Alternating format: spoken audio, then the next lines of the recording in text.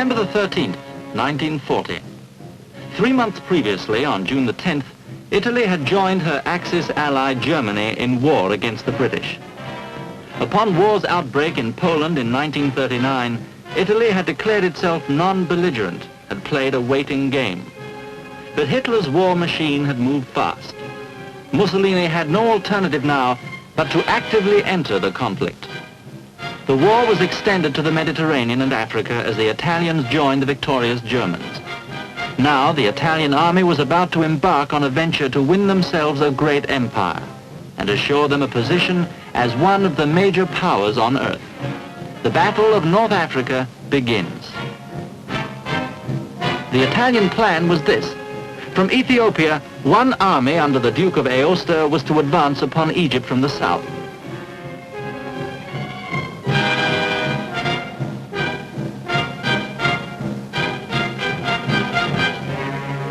Another, under Marshal Rodolfo Graziani, was to drive east from Libya. Combined strength of the two armies totaled 500,000 men. Their opponents, hard-pressed at home, feeling the weight of the Nazi blitz against England, mustered 100,000 British and Commonwealth troops. The Italian attack began well. Graziani's forces struck at Egypt. The fall of France had secured their rear in Tunisia. England was fighting for its life in the Battle of Britain. So the Italians advanced into Egypt as far as Sidi Barrani. It was the greatest opportunity Italy had to increase her empire. These troops might have raced through Egypt and joined with the other Italian force in Ethiopia.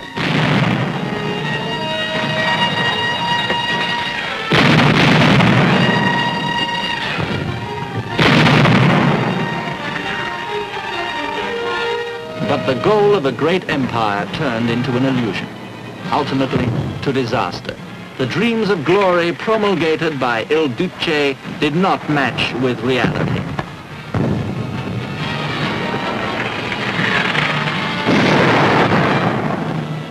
The desert terrain was fearsome.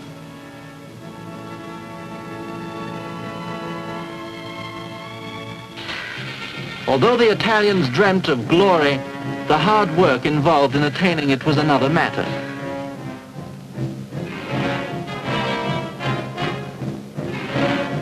The troops were often sick, always homesick. Morale became low.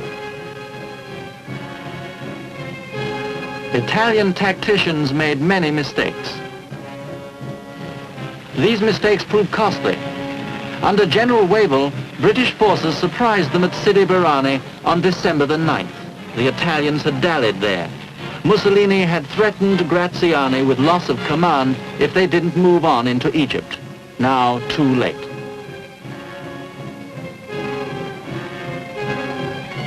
British armor raced along the Libyan coast.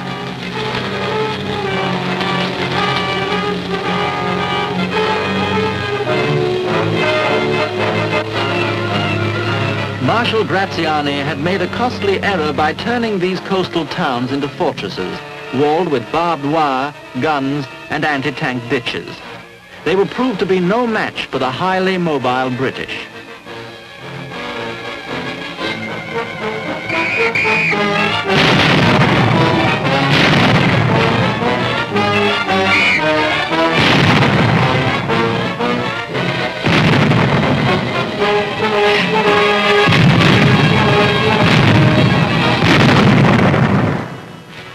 El Solam, Bardia, Tobruk, Derma. One after another, the towns fell to the British. Benghazi. The Italians made a hasty exit, retired from the city.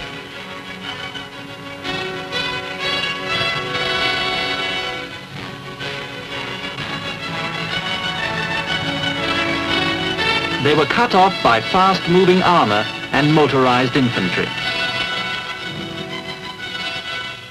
The Italian army was trapped. British Empire forces captured over 133,000 prisoners, their own losses 604 men. By February the 8th, 1941, they occupied the eastern half of Libya, as far as the town of El Aguila.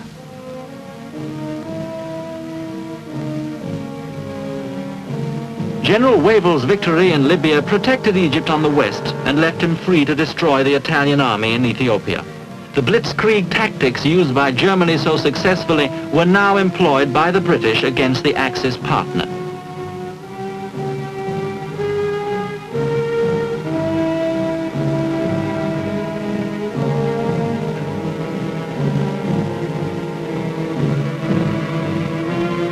Under orders from Rome, the Duke of Aosta made a last stand, but by May the 19th, all Italian resistance had ended.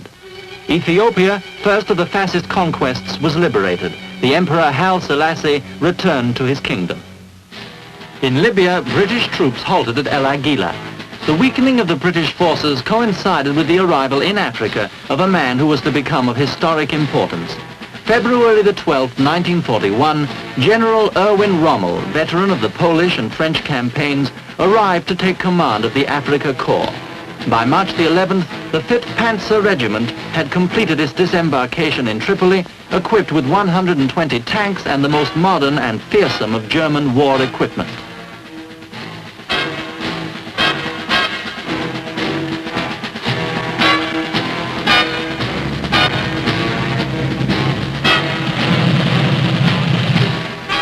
The Afrika Korps had been extensively trained for desert warfare.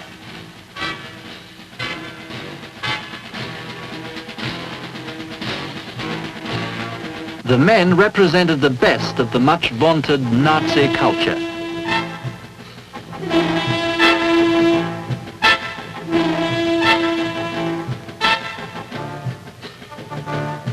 Special equipment for the troops had been provided by the Tropical Institute at Hamburg.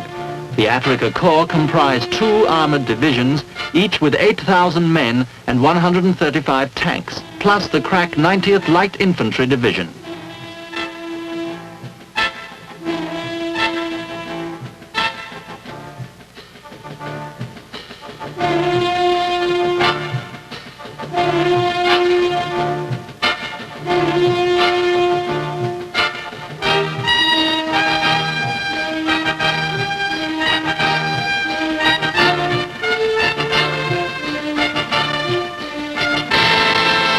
Rommel attacked the weakened British position on March the 24th. He continued to advance, the British continued to withdraw.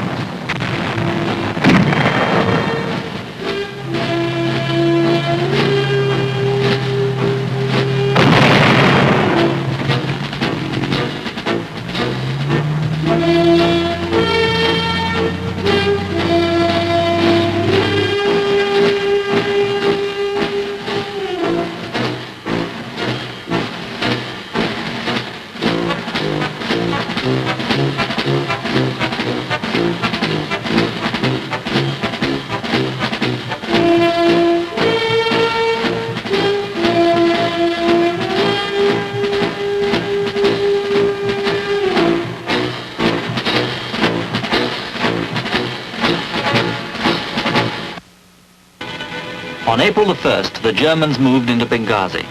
Rommel had seized the initiative. He proved a formidable foe who commanded respect even though serving in the enemy cause.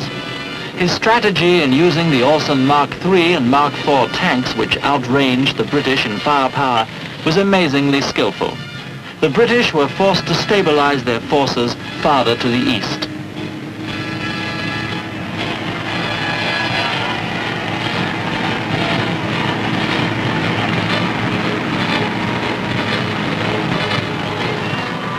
The British had been pushed back into Egypt, but the retreat was not complete. One Australian division remained in Tobruk, a constant threat to Rommel's flank. Nazi propagandist Lord Haw called them the Rats of Tobruk. The term became an endearing one. The efforts to dislodge them cost Rommel time and strength.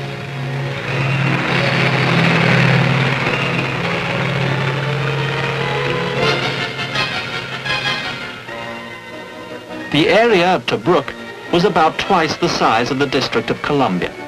The town itself consisted of plain one-story stucco buildings arranged in half a dozen crisscrossing streets. Rommel's intention was to attack Tobruk as quickly as possible, before the British had recovered from the onslaught of the Afrika Korps. The combined offensive he ordered on April the 10th was brought to a halt. His attacks on the 11th and 14th were also unsuccessful.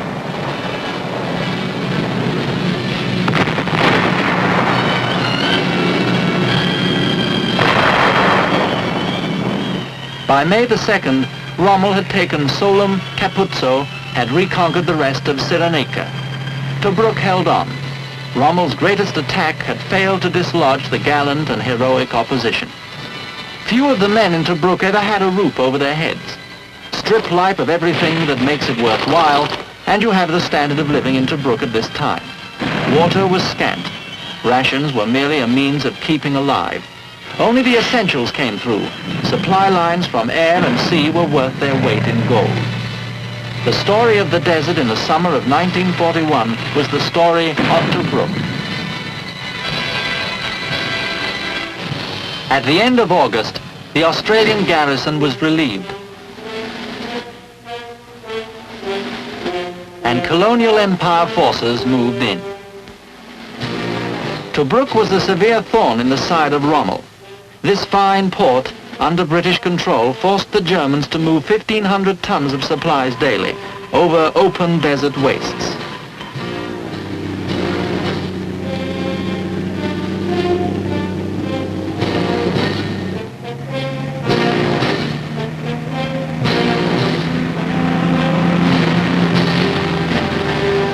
Tobruk was sorely needed as a supply point close to the front. Thus, the siege was strengthened during September. On the morning of December the 4th, Rommel launched a heavy attack that was very nearly successful.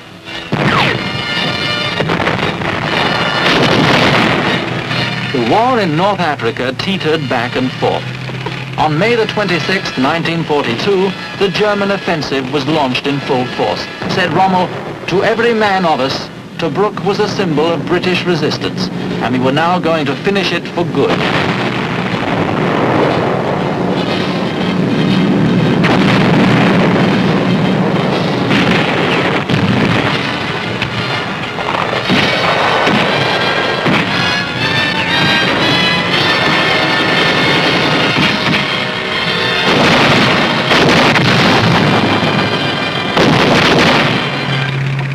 Tobruk fell at 5 a.m. June the 21st, 1942.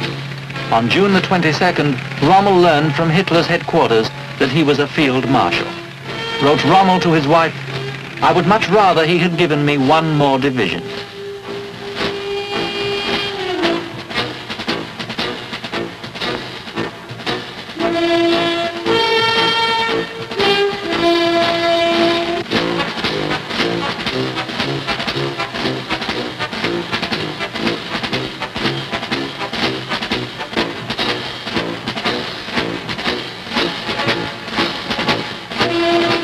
The prize Rommel had sought for over a year was finally his.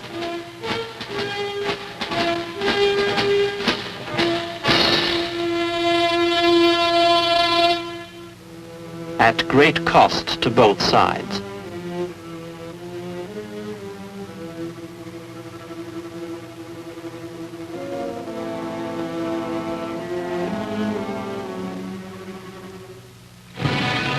June the 30th. The Axis forces came to the El Alamein line. Alexandria was 65 miles away. The Germans had won a great victory at Tobruk and were moving rapidly.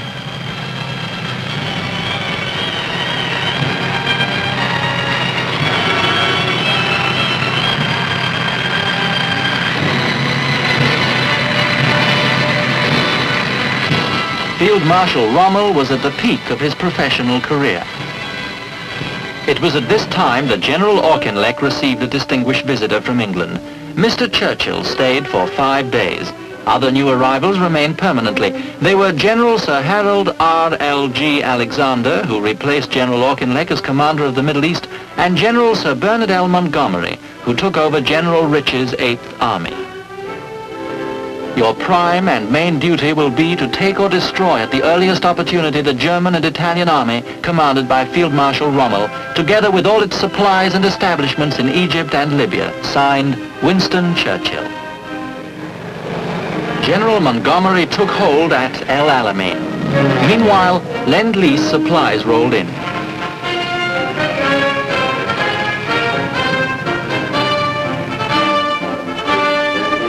President Roosevelt ordered every spare Sherman tank shipped to North Africa. Both sides were girding for what obviously was to be a decisive battle.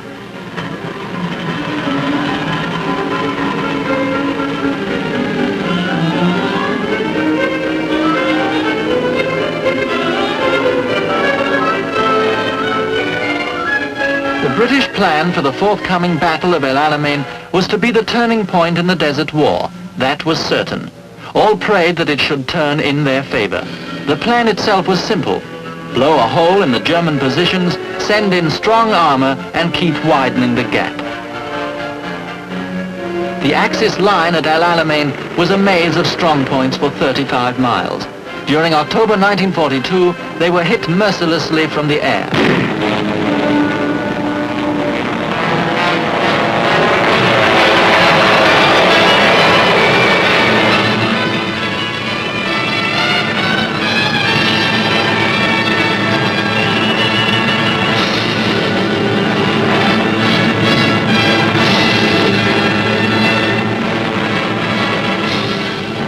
Axis shipping was badly damaged.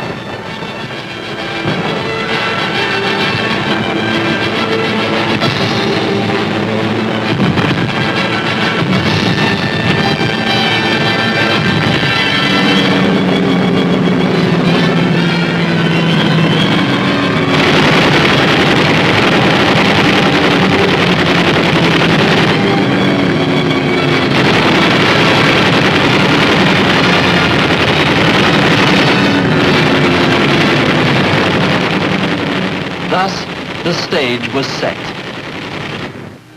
There was no secrecy about the British plan. General Montgomery had made it known to every man. In a personal message to his troops, he said, "The battle which is now about to begin will be one of the decisive battles of history. It will be the turning point of the war. The eyes of the whole world will be on us, watching anxiously which way the battle will swing. We can give them their answer at once. It will swing our way."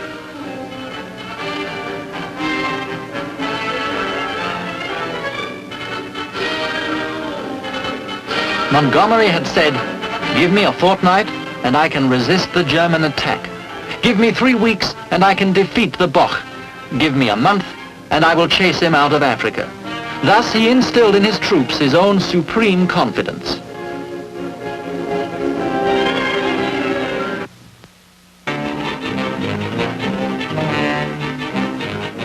They prepared. Guns ready. Equipment ready. Men ready.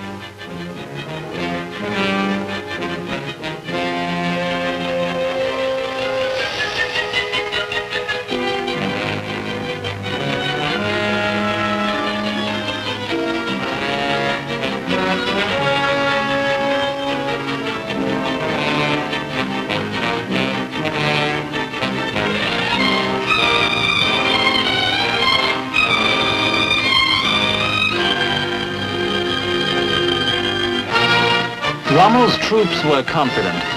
German and Italian radios began promising complete independence for the Egyptian people and made dates for the Africa Corps with the ladies of Cairo and Alexandria upon their victory.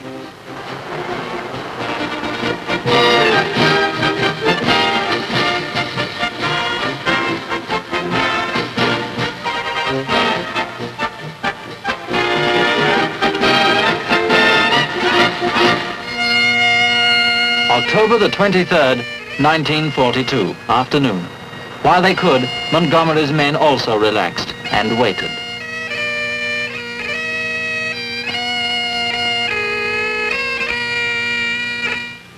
In late afternoon, the British forces moved to the assembly areas.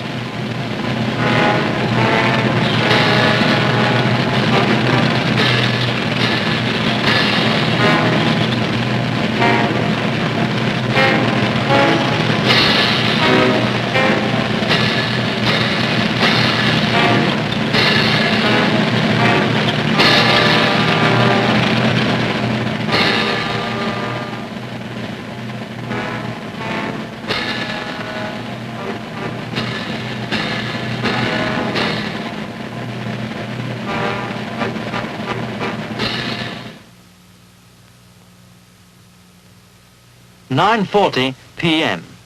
A still desert night. The Battle of El Alamein begins.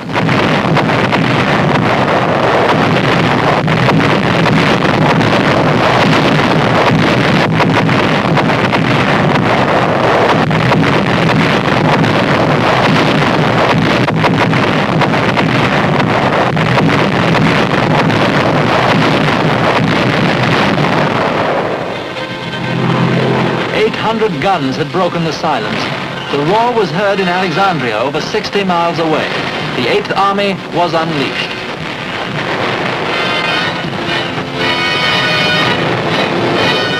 General Montgomery chose the north to make a breakthrough. It would threaten the coastal road, which was the enemy's life, and would imperil his forces to the south. By dawn on the 24th, the Axis main defenses were bitten deep.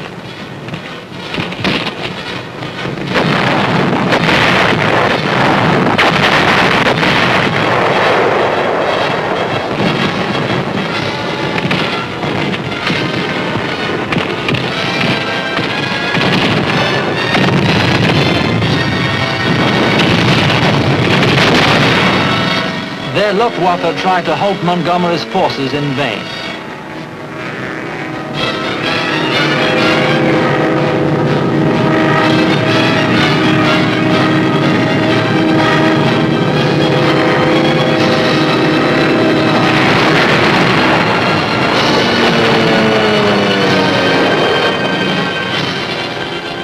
British air power blasted them from the skies.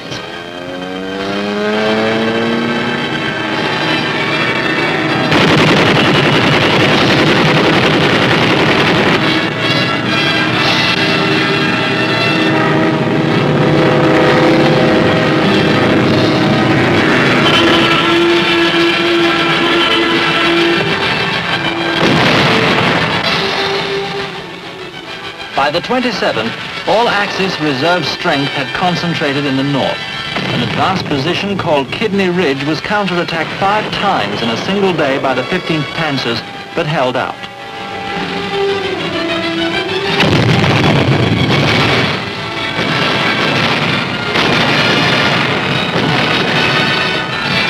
October the 29th. After bitter fighting, the 9th Australian Division advanced due north across the coast road to a strong point known as Thompson's Post. There they stayed, while the enemy was hit by the RAF. Gradually, the enemy was drawn to the north. It was the moment General Montgomery had been waiting for.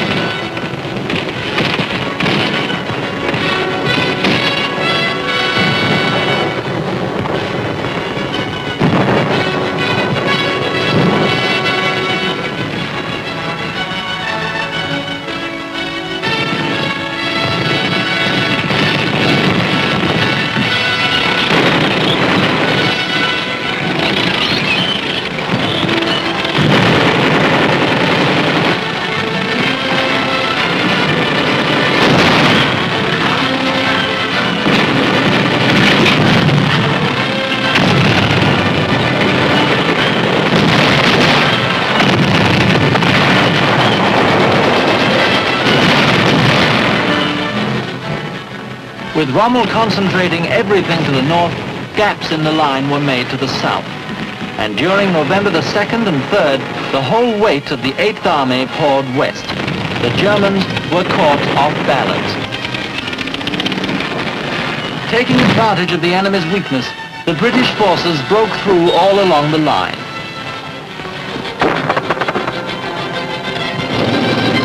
Said Rommel, "We were completely stunned. For the first time during the African campaign, I did not know what to do." His army was relentlessly pushed back.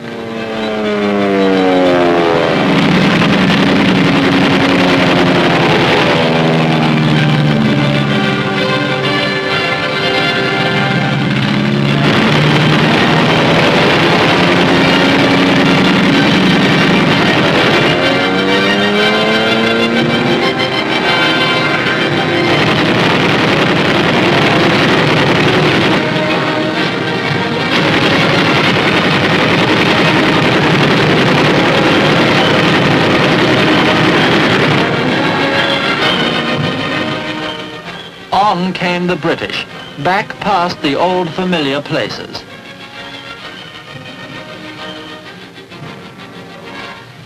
Hordes of prisoners were taken. The Axis had suffered its first great defeat. The tide had turned, and already in the United States and Britain, preparations were underway for the invasion of North Africa on a scale never before equaled in military history. It was, as Winston Churchill said, the end of the beginning. We continue our story. It begins with a conference in Washington, where secret plans are made for a large-scale invasion of North Africa. The Washington Conference was top level. Prime Minister Churchill arrived from London. High-ranking members of the military staffs were present. The results of that conference were kept secret. Few knew of the tremendous plan formulated there, which would call for preparations on a scale never before equaled in military history. The Allied invasion of North Africa.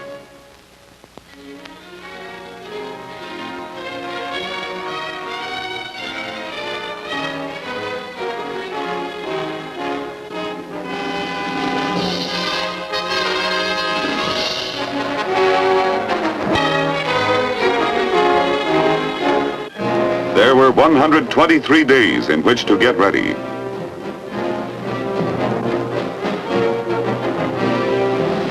Hundreds of ships to be prepared. Ships armed and loaded with some 700,000 items of equipment.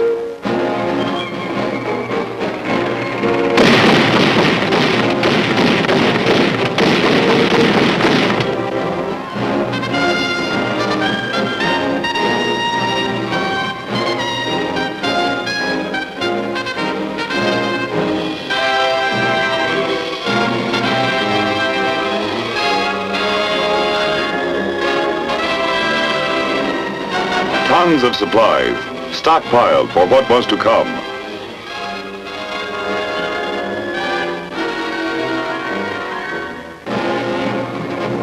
Vast numbers of troops suddenly found themselves engaged in intensive training.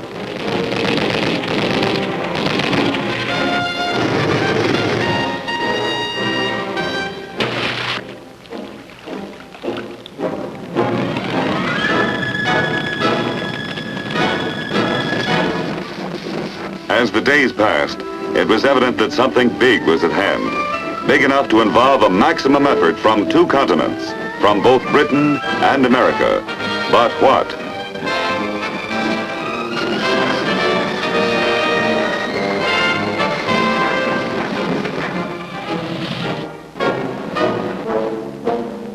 October 24, 1942. While the British 8th Army was smashing Rommel and the Germans at El Alamein, a vast troop convoy set sail from American ports.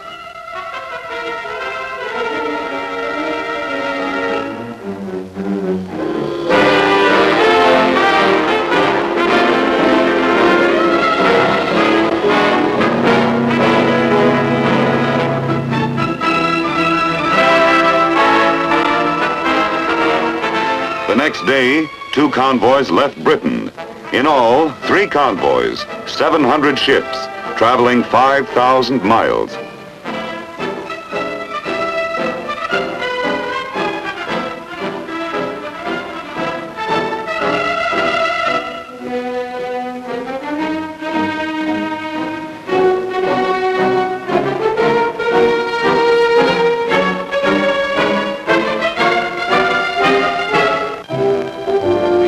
As yet, the men aboard the convoys had no hope of their undertaking.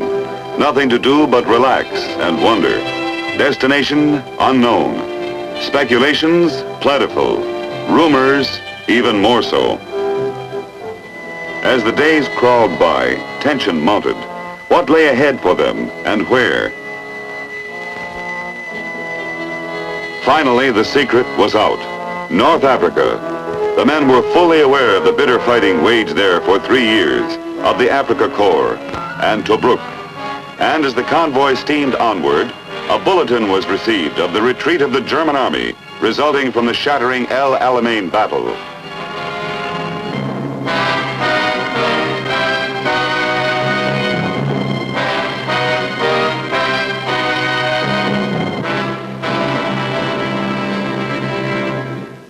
The plan, invasion. The objective, rout the Axis powers from North Africa. The invasion was to be made hundreds of miles west of El Alamein at 3 points: Casablanca, Oran, Algiers. General Mark Clark had previously landed in Algeria to confer with French officers. General Henri Giraud would lead the Free French forces. The entire operation was under the command of General Dwight D. Eisenhower, appointed by the Joint Chiefs of Staff. At 3 a.m. on November 8th, the convoys converged west of Gibraltar. The events planned 4 months ago were about to become history. Now, everything depended upon taking the enemy by surprise. Lieutenant General George S. Patton, Jr. speaks. Soldiers and sailors, it is not known whether the French African army will contest our landing, but all resistance, by whomever offered, must be destroyed. However, when any of the French soldiers seek to surrender, you will accept it and treat them with the respect due a brave opponent and future ally. This was Casablanca, the northwest corner of Africa. H hour. The invasion began. The ensuing events now in the hands of fate.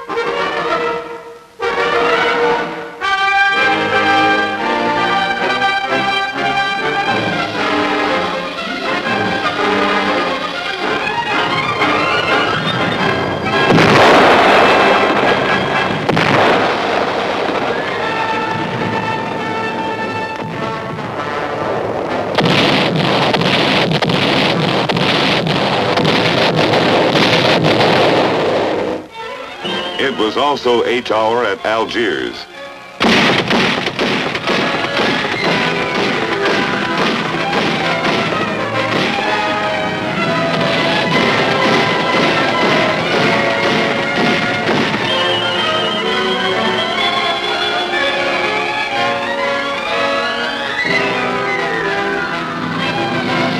Planes based at Gibraltar flew over to give extra insurance for the success of the operation.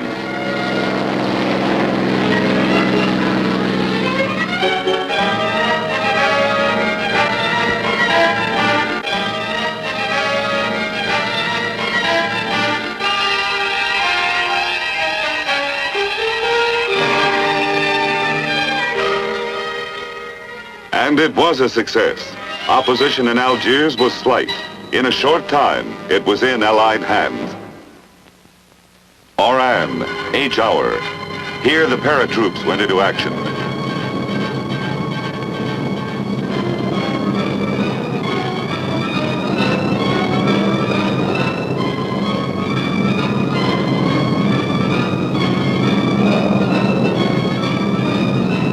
Fighting was bitter. But after 2 hard days, troops of the enemy Vichy French capitulated. Oran was taken, 2 down, 1 to go. But at the Atlantic port of Casablanca, there was trouble. The Vichy French Navy still fought for the Axis. Fighting on the water was heavy. Allied guns pounded the port and the Vichy fleet. The battle lasted for 5 grueling days.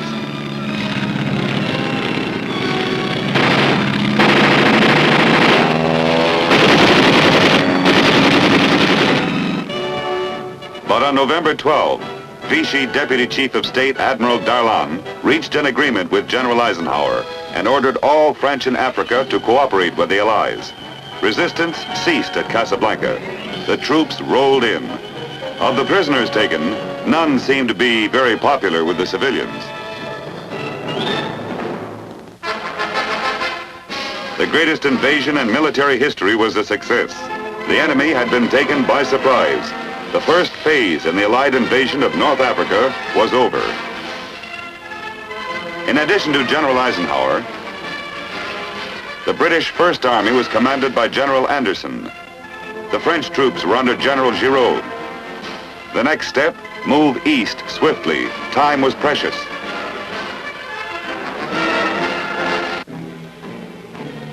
The Allies moved toward the Tunisian border, hoping to reach Bizerte and Tunis before the Germans could rush in reinforcements.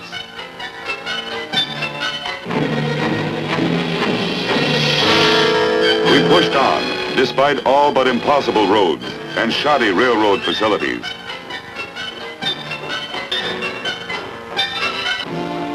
But still we moved on, by land and in the air, which was our best means of transportation.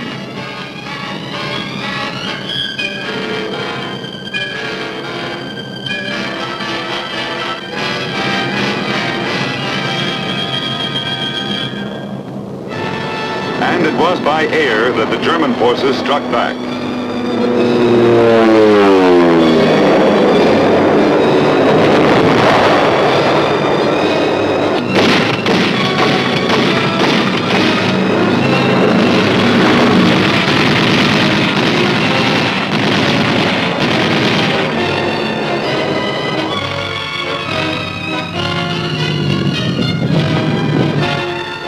As they did, German reinforcements poured in from Sicily.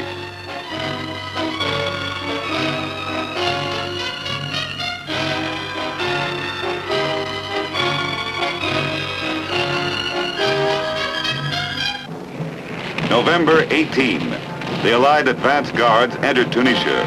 Our line of supply was now 500 miles long.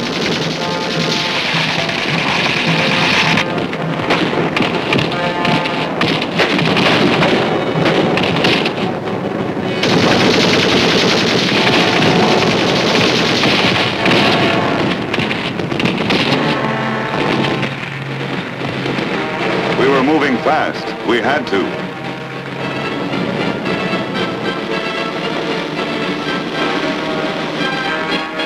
By November 22, the town of Beja was reached. Mejaz al-Bab, the terrain became more and more precarious.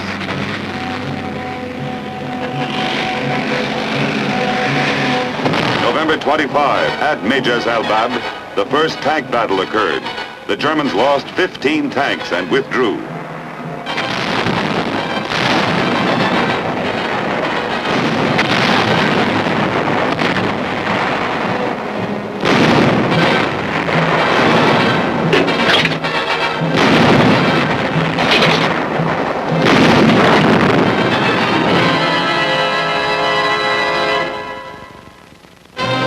They moved back to the mountain approaches in the northern tip of Tunisia. At Matur, they waited. We attempted a thrust. It was all important. Time was running out. Winter was coming.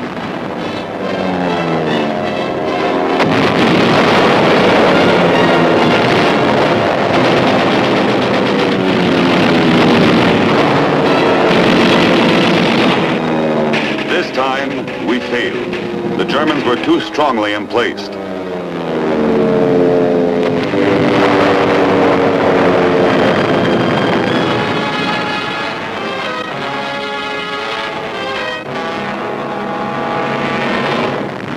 We fell back. The Tunisian front was now stabilized on a line running north and south from Mejaz al-Bab. For the North African winter had come.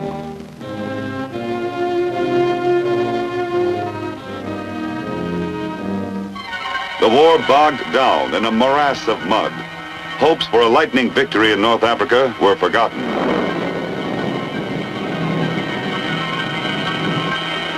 Airfields were flooded.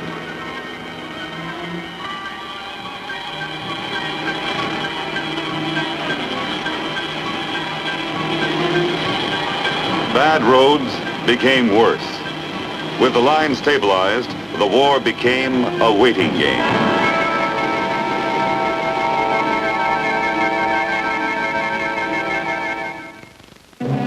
Daily reports at the time would say action was light on the Tunisian front. Actually, this light action accounted for half our casualties in the campaign.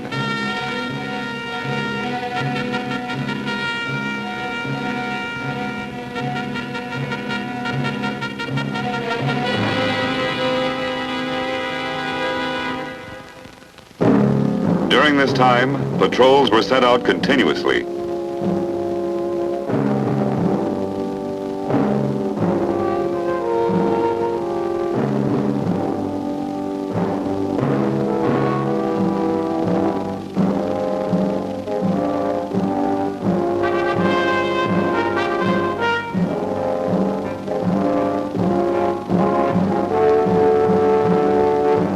If they were lucky, a few of the captive enemy would be returned. Sometimes they weren't so lucky.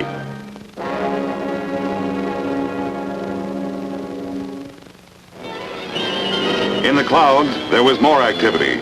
In a single week, Allied planes destroyed 241 enemy aircraft. We lost 89.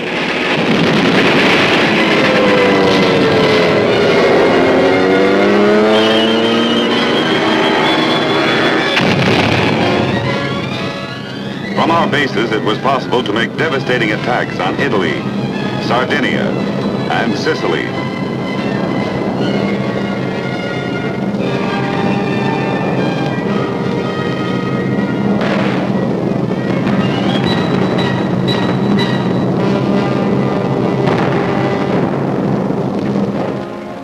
But the main activity during this lull was the Battle of Supply. Both sides girded themselves. The British 8th Army was racing west from Libya to meet us. In Tunisia, the winter would soon be over. The crucial struggle loomed ahead.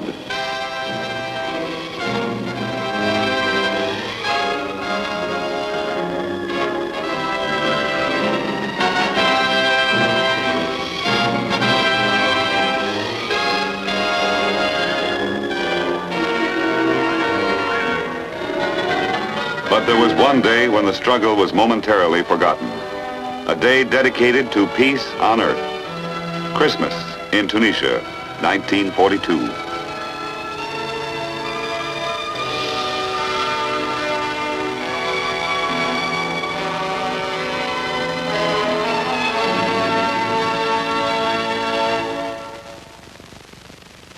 January 14, 1943. American troops in Casablanca were startled to see a familiar face from home. The president arrived.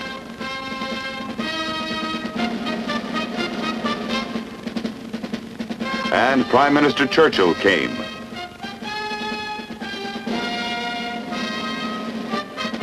General Charles de Gaulle and General Giraud were brought together to unite the fighting men of France. The Casablanca Conference was underway. It was held to set the requirements for victory, not only in North Africa, but all over the world. The ultimate object, no appeasement, no negotiation, nothing short of complete victory over the enemy. In the Civil War, General Grant had first used the term, now President Roosevelt used it, unconditional surrender. The stage was set. After the conference, Mr. Churchill flew to Tripoli and greeted General Montgomery. The climax in North Africa was approaching. But there was still fight in the enemy.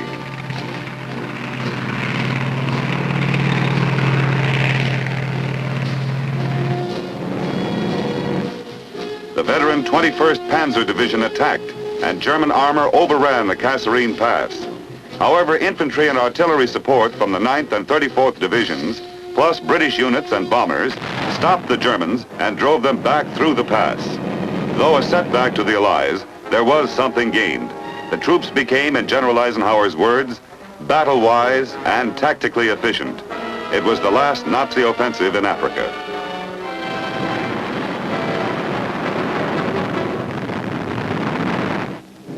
By this time, the British 8th Army had caught up with Rommel's forces at the Mareth Line.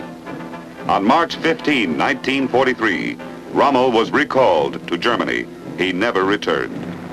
His army had retired to the Mareth Line's fortified hills.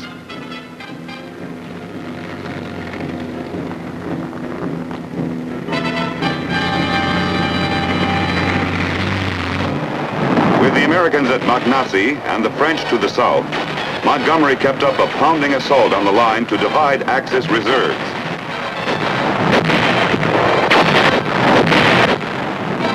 Pinning the enemy in front, he flanked to the left and delivered a telling blow. The New Zealanders moved on this flank. The 4th Indian Division circled the rear.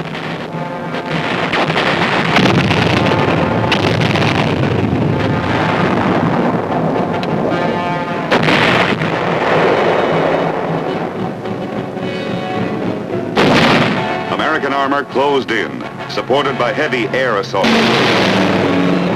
And the Meerut line cracked. The Nazis abandoned the field with the light armor on their heels.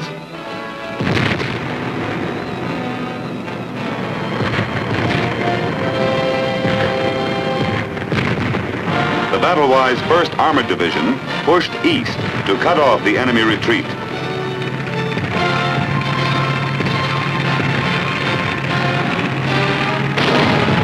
General Patton saw them close on the enemy flank.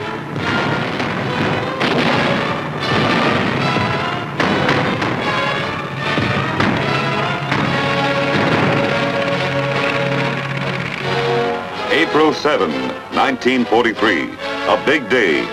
British patrols met advance guards of the American 2nd Corps on the Gab Road. Thus, Allied lines were linked. Now the British 8th could be supplied from North African ports, and troops could be shuttled along the entire Tunisian front.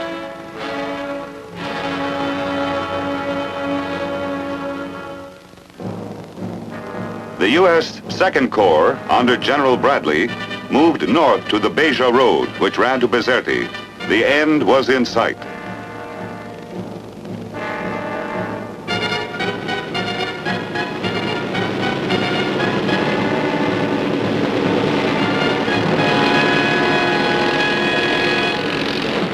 April 20, the British 8th opened the final offensive. Anfidaville was taken, and the natives began to return to their homes.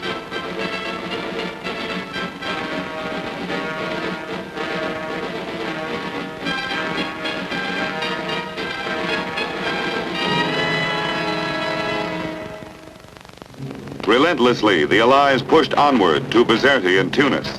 The going was slow, tough, and dangerous because the enemy was holed up in the surrounding hills. Key positions often changed hands several times before the German defenders were forced to fall back. Hill after hill was stormed or flanked in bitter fighting. Our big attack was at Jabal Tahent, Hill 609. It was a main enemy position. On April 28 and 29, the enemy laid down a heavy mortar fire, and we replied with artillery as we attempted to storm the heights. The going was rough. On May 1, we took Hill 609.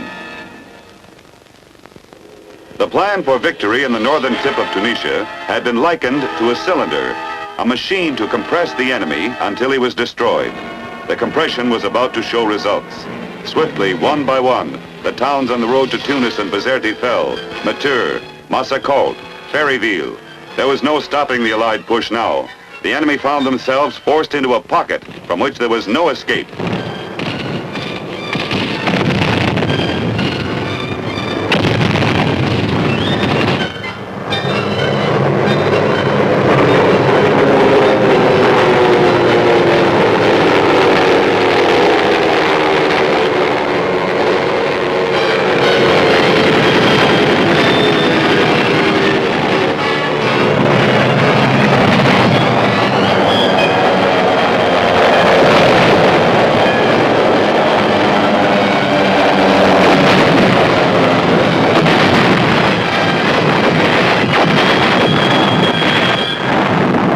The Nazis may have invented the blitzkrieg. We were improving on it.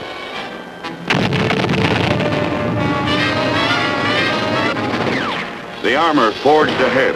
Tanks broke through enemy lines. On May 7, 1943, the Germans were surprised by the Allied arrival outside Tunis. There was no organized resistance.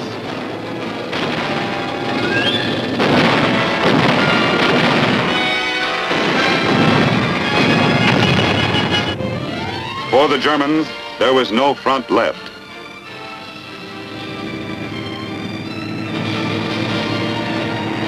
The town of Tunis was turned into a carnival. The streets were so full of crowds and celebrations, traffic could hardly move.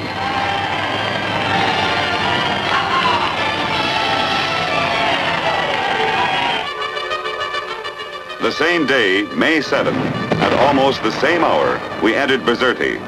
The reception here was not so jubilant.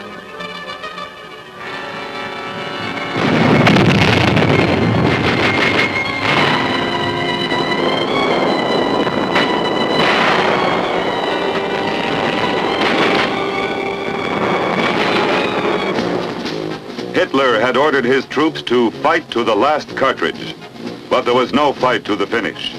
Still fond of parades and brass bands, they marched in. Total, wholesale surrender. Among the 267,000 prisoners taken were 14 German and 4 Italian generals.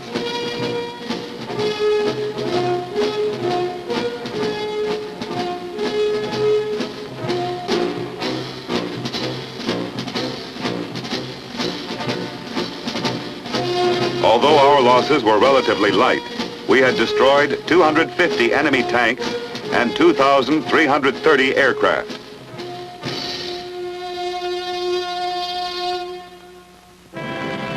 Now Air Marshal Tedder launched a furious assault upon Italian islands off the Tunisian coast. By June 13, the last ones were taken. The conquest of North Africa was complete.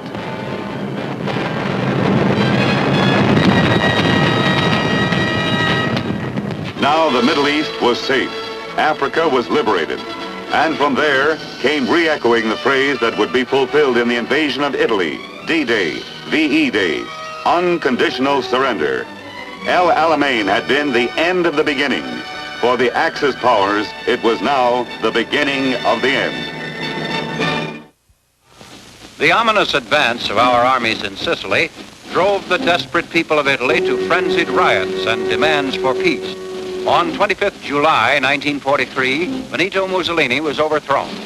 The new head of the Italian government, Marshal Badoglio, opened secret peace negotiations with the Allies. To fully exploit the collapse of the fascist regime, immediate invasion of the mainland of Italy was imperative. The Italian Navy was almost intact. Mussolini was out, but his Nazified war machine was still a threat. Our plan was to break up the Italian military organization before the Germans could take over. Nazi equipment and troops came pouring down into Italy. Hitler had anticipated the collapse of Mussolini's regime and lost no time strengthening the defenses of southern Italy. Allied strategy called for a preliminary British attack on the Calabrian Peninsula, followed 6 days later by a combined Allied attack on the Gulf of Salerno and another British attack to the south. By invading Italy at 3 points, we hoped to throw the enemy forces into confusion. Naples was the #1 objective. Its capture could give us the use of a first-class harbor. Our bombers had blasted strategic points for 2 months.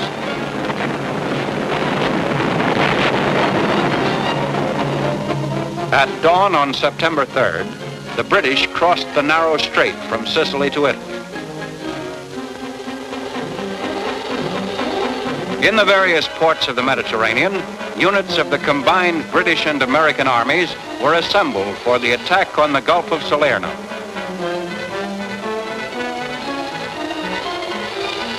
Vessels of all categories rushed to the Mediterranean from other theaters, provided barely enough shipping space to transport our men and equipment. At Oran in Africa, the 36th Division embarked to go into battle for the first time. They were scheduled to spearhead the invasion in the American zone. The 45th Division embarked at Palermo. These hardened troops were scheduled to reinforce the initial assault troops. General Clark and Admiral Hewitt worked together. Convoy units left Oran, Bizerte, and Tripoli on the 5th and 6th of September.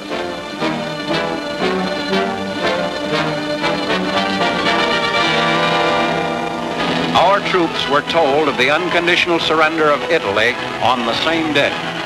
Here was the first break in the coils of a war that gripped the whole world.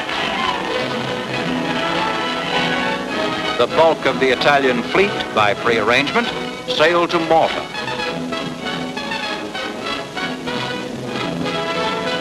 Italian airmen flew their planes to Allied air bases in Tunisia. Formal surrender closed this chapter of Italian history.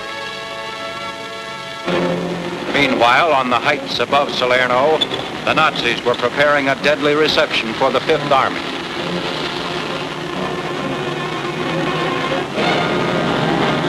They zeroed their gun batteries on every foot of the beach. On the eve of the assault, they were ready and waiting for us. Allied strategy called for attacks by the British 10th Corps on the left and the American 6th Corps on the right, with the Sele River as the corps boundary. The success of our invasion hung on the speed with which we could cross the coastal plain to the wall of mountains 8 to 10 miles inland. At dawn, September 9th, the 36th Division hit the beach without cover of a naval barrage. The Nazis, having anticipated the landing, pinned our combat teams down with interdiction fire. Nazi dive bombers slashed at our transports and warships. They scored some damaging hits.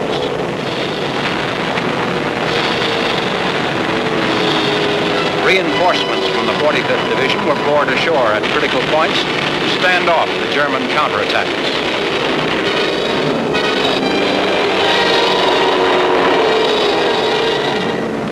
Our tanks came ashore to support the hard-pressed infantry.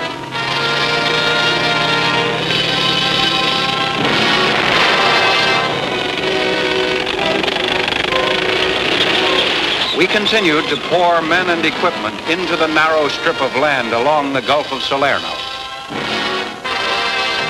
Allied naval guns threw their utmost support to the hard-pressed ground forces.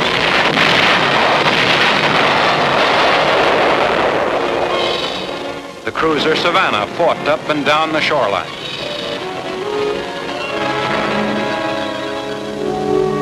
Casualties were heartbreakingly heavy. The Savannah was forced to withdraw. German field artillery, emplaced in the hills directly above the British invasion beach, pounded the British landing forces.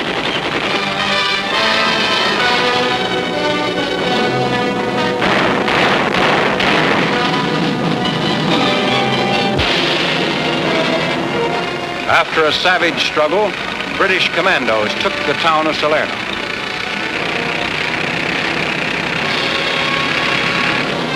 Units of the British 10th Corps drove across the open plains toward the Nazi airfield at Monte Carino. We desperately needed a fighter plane air base in Italy. Construction of an air base in the American zone out of range of German artillery was started on D+2. The first strip was completed in 24 hours. Planes began using the field before it was ready for normal operation. Crash landings were common during the first few days.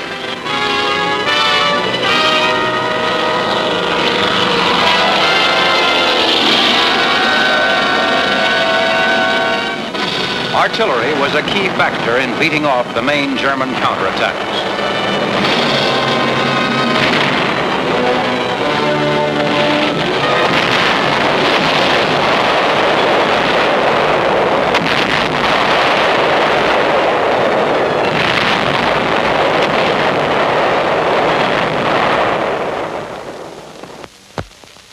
British forces advancing steadily from the toe and heel of the peninsula forced the Germans to withdraw from southern Italy. On September 16th, contact between the 8th Army and the 5th Army was made south of the Salerno beachhead. In the ruins of an ancient Greek temple in the American sector, we set up a well-equipped first aid station and evacuation center. Extremely heavy casualties had been the price of victory for the 36th and 45th Divisions. Divisions of the British 10th Corps, too, had suffered heavily. Fresh troops moved into the line. We drove ahead, close on the heels of the retreating enemy. Our main objective, Naples. Through Battipaglia, the battle for the beachhead had raged 3 times. Taken, lost, and now retaken, this war-torn little town, which had been filled with attractive, substantial homes only a week before, had become a fantastic heap of ruins. In 8 days, the Fifth Army advanced 30 miles against the sullenly retreating Germans. Eboli, shattered by our advancing artillery, was evacuated without a fight. Campania was practically wiped out. At Salerno, we raced through. In some towns, our troops were frequently delayed by small rear guard detachments, which had to be blasted out one at a time. German prisoners were interrogated on the field and gave our intelligence officers some valuable information. Destroyed bridges slowed our advance, enabling the Nazis to keep ahead of us by that vital one step. The 6th Corps moved into position to take the mountains east of Naples. Near the coast, the British 10th Corps struck northwest through the mountains to the Sorrento Peninsula. On October 1st, the Fifth Army marched into Naples. The Nazis had evacuated their forces from the city, but not before they had vented their rage on it. Liberated civilians who had risen against the Germans on their last day greeted the Allied troops hysterically. With typical German savagery, the city had been torn apart. There was no water, no sanitation, no fire protection. The city was on the verge of complete moral collapse. The Nazis had sunk ships alongside the docks and dumped cranes and freight cars on top of them. The railroad yards were a shambles. Huge caves and demolished buildings served as bomb shelters and homes for thousands of Neapolitans. Many had known no other homes for more than a year. Those who had fled from the fury of the Germans returned to find their homes looted and burned. The Allied military government, after a quick survey, took over the food distribution of the city. A time bomb planted in the post office exploded a week after the Germans fled the city.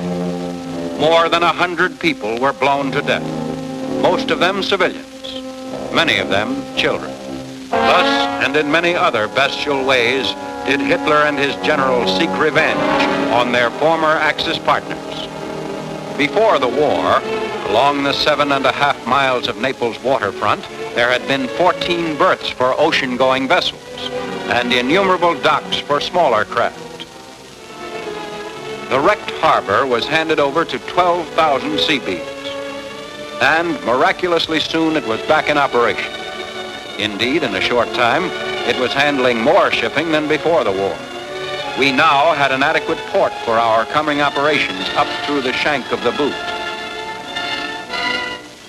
Thousands of tons of food were brought in for distribution to the civilian population of Naples. The Allied military government set up a rationing system and appointed trustworthy Italian officials to supervise its execution. Within a few months, the city began to show a new face. The empty shells of buildings were torn down, and the salvaged material was used to erect new structures. There was still starvation. War was still nearby.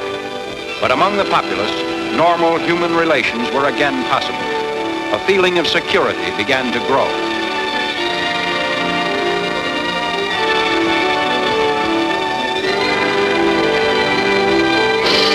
With the capture of Naples, the armies of the United Nations gained their first major port on the continent. The Allied invasion of Italy was the first significant breach in Hitler's Fortress Europe.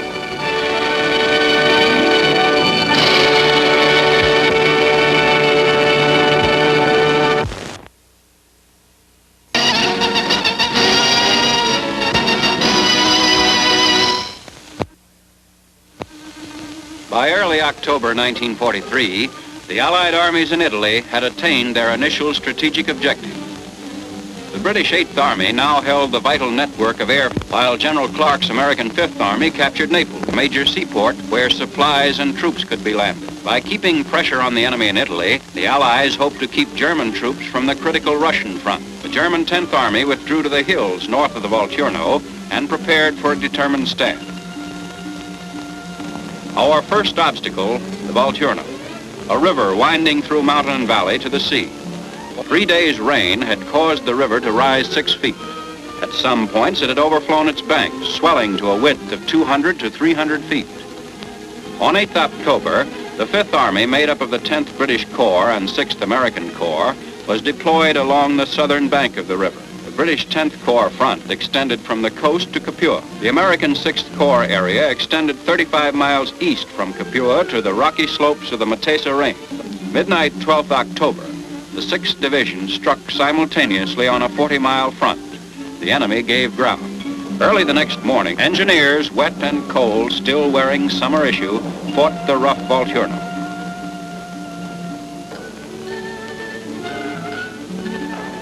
Engineers supporting the 34th Division lost equipment, had to change location twice because of enemy fire. The river was 70 feet wider at this location. Against all obstacles, the bridge was completed.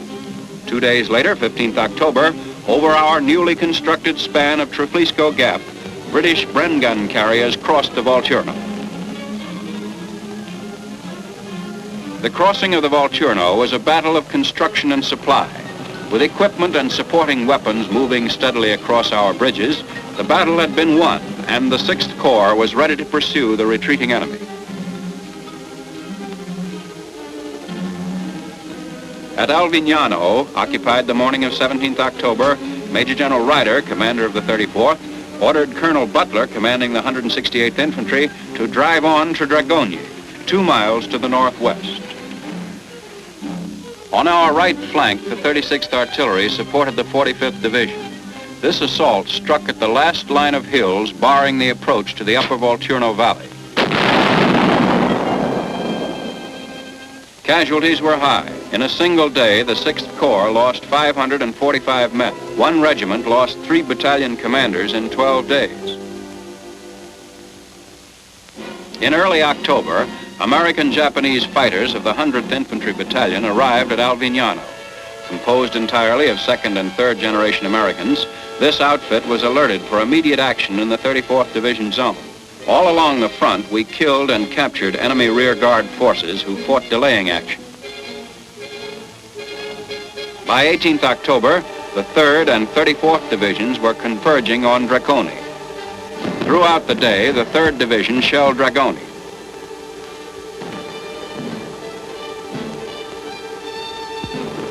The next day, the town was occupied by the 168th without opposition.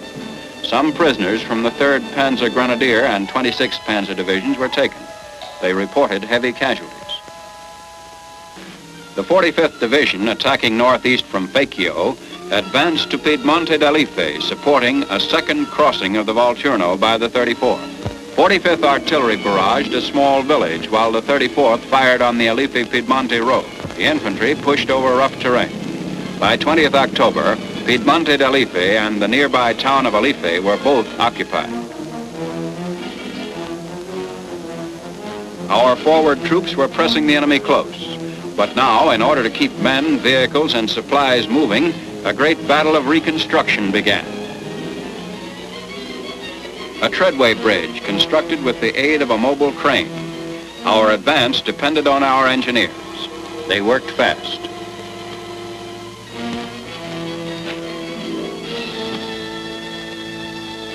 It wasn't only demolitions which faced American engineers. There was continuous rain, culverts to be dug, entirely new roads constructed. The war in Italy has been frequently called the War of Roads and Bridges. Infantry and engineers fought as a team. Enemy demolitions were calculated to hold us up for more than 24 hours. But in a matter of a few hours, bridges and approaches were in operation again. The 45th Division, in action ever since it landed at Salerno, withdrew into Corps Reserve. The 34th and 3rd pushed northward. driving for the Capriati of Volturno and for the opening in the mountains near Mignano, known as the Mignano Gap. Elements of the 34th, held back by the enemy for 2 days, entered Prata the 29th October. On our left flank, the 3rd Division on 27th October advanced over the heavily mined road to Pietrovillamo. Medics of the 3rd Division gave wounded German soldiers more consideration than they bargained for. Civilians also needed medical care. General Truscott's 3rd Division fighters had driven the enemy from several mountain heights. They were showing signs of exhaustion. In the Venafro area on 3rd November, the 6th Corps crossed the Volturno for the 3rd time. The 3rd Division continued to press against Mignano. 504th Parachute Infantry on the right drove high into the mountains and guarded 5th Army's right flank. The 34th Division above Capriati crossed the river north of Venafro. The 45th Division moved up from Corps Reserve through Venafro and drove to push the Germans from the mountains beyond. Once more, our engineers faced the task of bridging the Volturno. Wind and rain continued. On 4th November, the Volturno, lashed by wind of hurricane velocity, changed overnight into a raging torrent. Against all difficulties, bridges had to be replaced quickly to keep supplies moving. Wherever possible, light vehicles crossed over the riverbed. The November rain came down unceasingly. Bivouac areas became flooded fields of mud. Military operations came almost to a standstill. Roads were stretches of mire that became deeper as we pushed into the mountains. Streams flooded over their banks, washed away temporary bridges and bypasses. All along the front, vehicles bogged down in mud. It was a back-breaking job to drain the almost liquid mud from the roads. The forward movement of men and supplies became slower and slower. In the mountains, water gushed across the surfaced roads and roadbeds were washed out.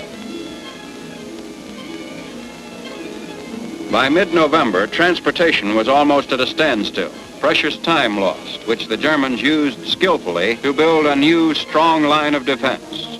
The German winter line in the mountains above Mignano and Venafro. An immediate offensive against this line was impossible. There was too much work to be done behind our line, on bridges made useless by the enemy and the weather, on roads which were constantly a serious problem. Rock quarries supplied tons of crushed stone needed to fill in mud-soaked roads. From the front to far behind the lines, preparation went on for the 5th Army offensive against the German winter line. In the mountains were miles of trails over which supplies could be carried only on the backs of mules. The average Italian mule could support 220 pounds. 250 mules were required to supply the basic needs of an infantry regiment in the line.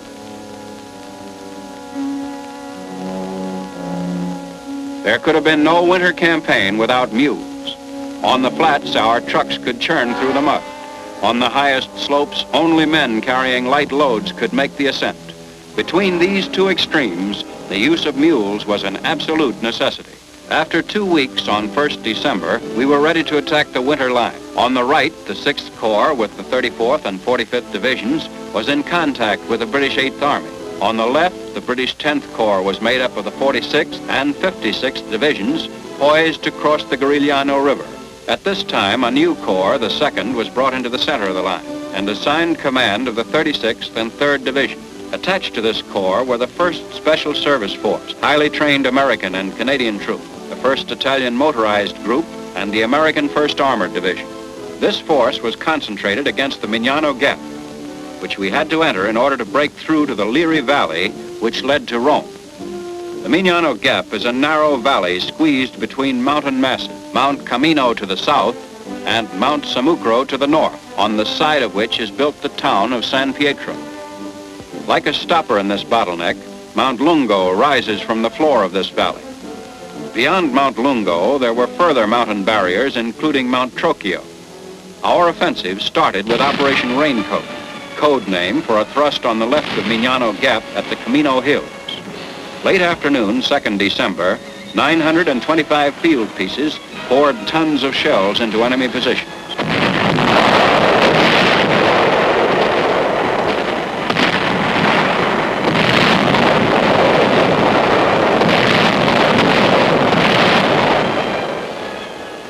Backed by this strong artillery support, the 1st Special Service Force captured Mount La Defensa and Mount La Rematagna.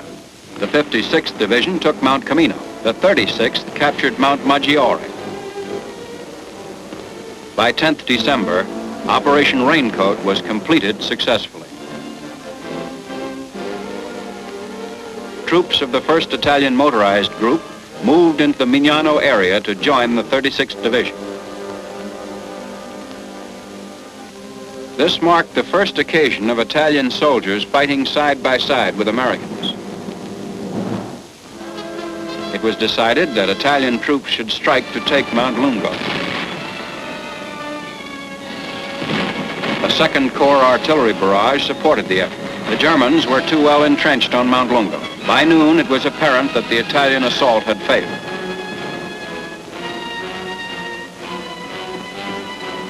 Losses were so excessive that further operations against Mount Lungo were postponed for the time being. Instead, we decided to take the town of San Pietro at the foot of the mountains. Now our artillery pounded and repounded the enemy defenses guarding San Pietro.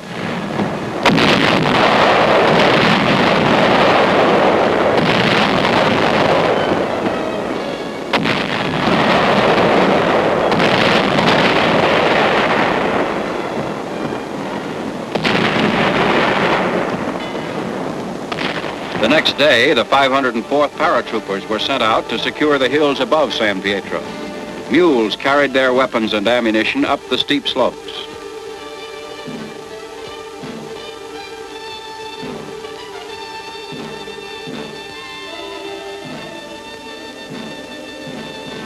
On 15th December, a week after their first attempt, the 143rd Regiment again moved into position for an attack on the town. German planes came over to dive bomb our positions. Smoke screens were thrown up to conceal our movements.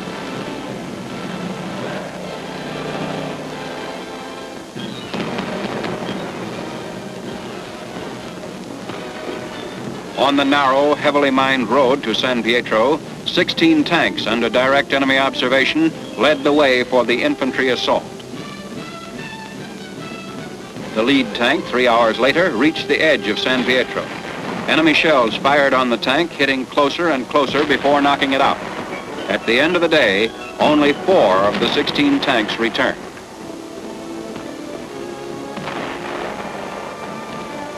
Enemy decision to abandon San Pietro came after we'd won Mount Lungo. On 17th December, our lines moved into the town.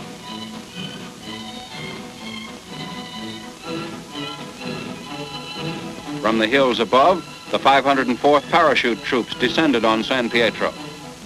No matter how hasty their retreat, the Germans never failed to leave their mines and booby traps in the rubble of a destroyed Italian town. Few prisoners were taken in the battle for San Pietro. The German withdrawal was well executed. It was a costly battle. The 143rd Regiment alone required 1,100 replacements. Many companies lost all their officers. Enlisted men led those battered units forward. This was the scene of 3 weeks of the bitterest fighting on the 5th Army front. For 17 days, the target for the heaviest artillery concentration of the Italian campaign. The people of San Pietro came out of the caves in which they had hidden for weeks. They found little of their belongings to salvage. 2 days after the battle, General Eisenhower visited the San Pietro area for a conference with division commanders. From the hills above the town, the general could see our shells falling 2 miles northwest on the town of San Vittore, our next objective. In mud, rain, in cold, biting wind, our troops had driven the enemy from Mount Lungo, reaching the top by 16th December. This finally opened the way through the Mignano Gap. Troops of the 142nd on the mountain were relieved by the 15th Infantry, 3rd Division. While the battle for San Pietro was being fought, on our right flank, the 34th and 45th made diversionary attacks high in the mountains. On 15th December, the 6th Corps was poised for an offensive to coincide with the taking of San Pietro. Moroccan troops executed a wide envelopment of the German left flank, while 2 battalions of French Gaumiers prepared to advance west through high mountains to attack toward Cardito. Mountain fighting on this front was the most difficult of the campaign. In 6 days, the 6th Corps gained 3 miles, keeping pace with the 2nd Corps at San Pietro. Gaumiers, accustomed to quick stabs in mountain warfare, proved a valuable arm to the 5th Army. With the approach of Christmas, the 5th Army made every attempt to provide a turkey dinner to men in foxholes all along the front. From field kitchens, the dinner, packed in Marmite cans, was brought up the steep roads into the mountains. At the end of the jeep trails, mules carried the jugs farther into the heights.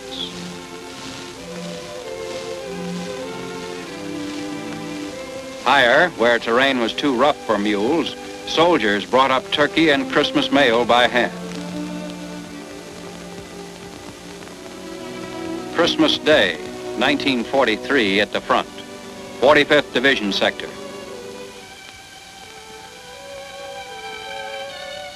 Along the entire 5th Army front, the holiday of good cheer was celebrated in the cold, desolate Italian mountains.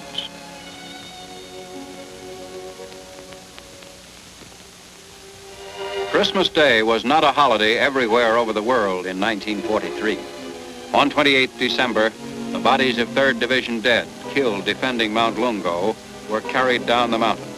Because of the difficult terrain, it was 3 days before they could be brought down for burial. There was a short period of inactivity at Mount Samukro, while the 2nd Corps regrouped forces and brought up fresh troops to initiate the final phase of the Winter Line campaign. On 1st January, the 2nd Corps saluted the new year with an artillery salvo on German defenses guarding San Vittore.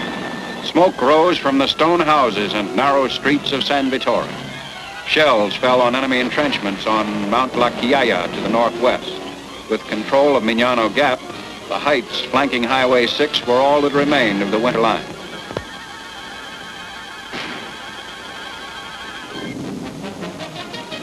Following the opening attack, 3 more attacks beat against the remaining enemy positions.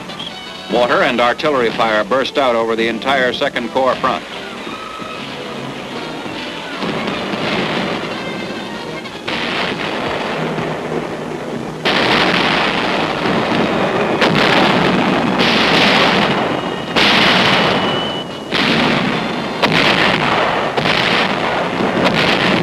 American bombers joined the assault.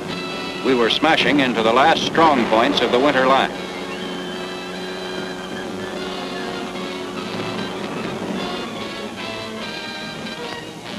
The 168th Infantry outflanked Mount La Chiaia and struck west to capture Savaro on 12th January.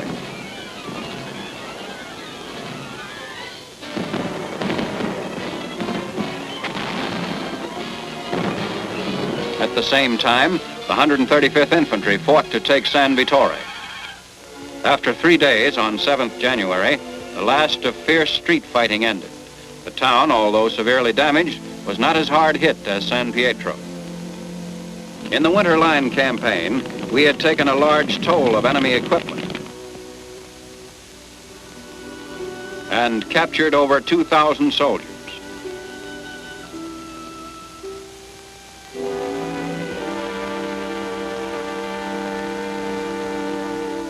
As San Vittore fell, the 6th Armored Infantry on the 2nd Corps left flank drove to Mount Porcia, south of the important Highway 6. 3 German infantry companies of the Hermann Goering Panzer Division were rushed in by the enemy to hold the mountain. Though the Germans created some confusion, our reinforced troops held on to their guns. On 7th January, with tank and artillery fire blazing behind them, our infantry reached the crest of Mount Porcia. 8 days later, our 135th Infantry reached the top of Mount Trocchio, the last height of the Winter Line. Now the 5th Army stood before Cassino, guarding Highway number 6, the road to Rome. Here, tall, cliff-faced mountains like an endless row of fortresses cut across Italy. Around this natural barrier, the Germans built a new line. The main anchor of this line was in the ring of high mountains around Cassino. The town lay at the foot of Monastery Hill. At the top of the hill, overlooking the town, was the historic abbey, founded in the year 529. Built as a refuge for work and prayer, this impressive monument contained many medieval treasures the Nazis removed for what they called safekeeping.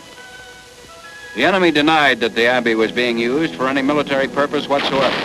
But with the occupation of the abbey, the Germans were in full control of Cassino, as this captured film shows.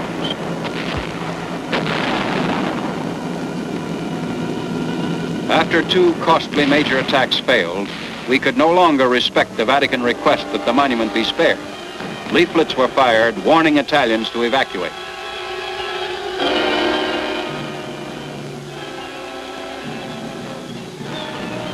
A few days later, wave after wave of our planes came over Monastery Hill. In 4 hours, 500 tons of bombs were dropped to level the abbey.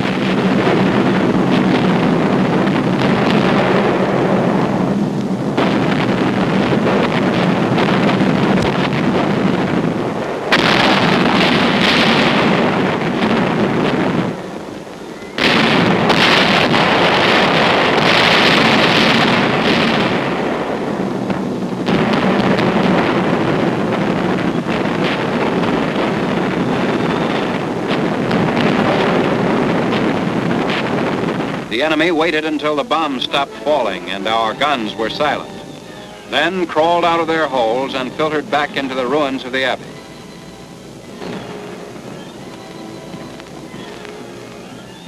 They took up new observation and artillery positions. We had reached a grim crisis. Before us, the town, Cassino, blocked our entrance to Highway number 6 and Rome.